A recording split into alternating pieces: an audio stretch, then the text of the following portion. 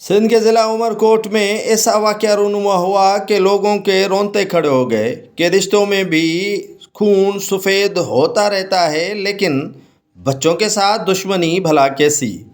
عمر کوٹ کے علاقے میں سگے چچا نے اپنے 2 کمسن بچوں کو قتل کر ڈالا۔ 17 مینگواڑ نے 2 کمسن اپنے سگے بھتیجوں کو چیزیں دینے اور خرچی دینے کے بہانے باہر لے کر گیا اور کلہاڑیوں کے وار پے در پے کر کے انہیں قتل کر دیا۔ لاش تو گھر پہنچی لیکن بچوں کے سر موجود ہی نہیں تھے۔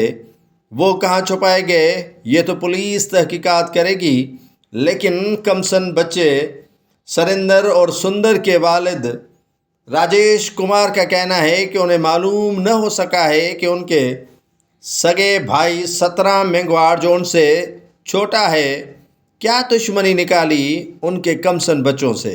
یہ دونوں بچے نریندر اور سندر کی عمر ایک کی 2 سال اور دوسرے کی 7 برس ہے۔